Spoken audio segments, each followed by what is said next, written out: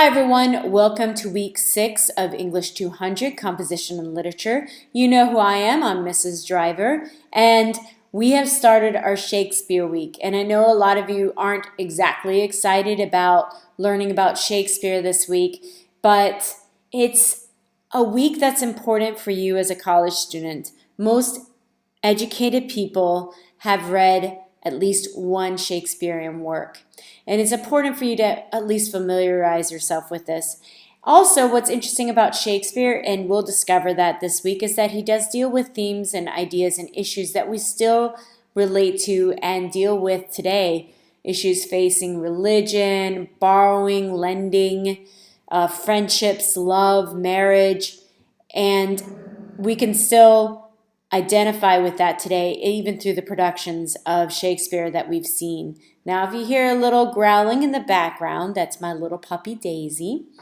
And so from time to time, she may feel like she needs to get a word in edgewise. So Daisy, feel free if you want to add to the discussion.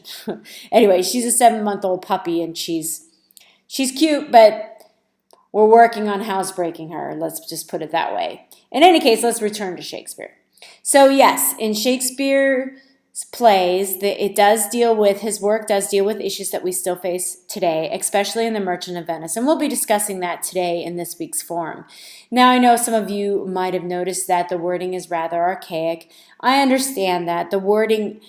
The play does include words that we no longer use today, and also he writes in iambic pentameter, which means that he arranges the words to fit a certain rhythm and meter, to have the stresses meet at a certain point in the line so it has a certain rhythm. Because he does that, because Shakespeare arranges the words in this manner, the wording can be tricky at times and a little bit awkward. That's why, although I do want you to read the assigned readings right here, I know that many of you might need to consult summary sites, and that's okay. My advice would be to use something similar to Spark Notes' No Fear Shakespeare. What it does is it has the original Shakespearean wording on one side and then a modern version of it on the other side. That might be helpful to you.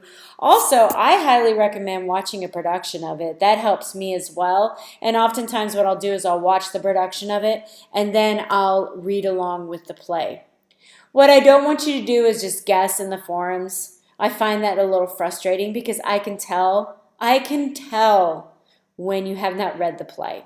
And I know a number of you might see a forum post that looks as though that person has not read the play. You don't need to tell me. I know that person hasn't read the play, and that person, students who have not read the play, their grade will reflect that in the forums.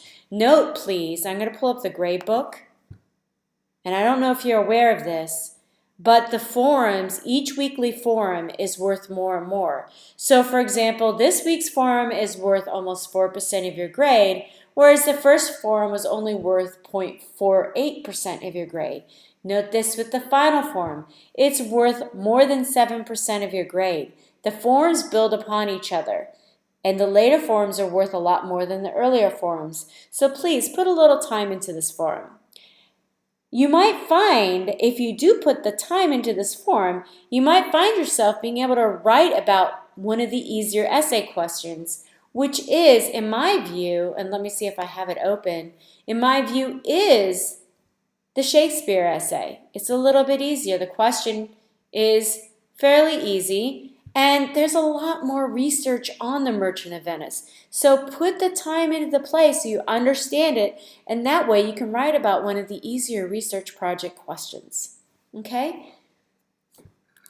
Well, that's it for the lesson this week. It's brief. I do think that the actual lesson inside your weekly overview is actually quite useful. My advice would be to read through it carefully. It will help you, but also note that I'm available. I'm just a message away, and I'm online all the time, so please send me a message if you have any questions or concerns about this course. I am happy to help you.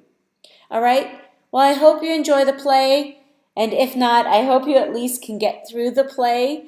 Just let me know if you need any help. Have a great week, everyone. Bye-bye.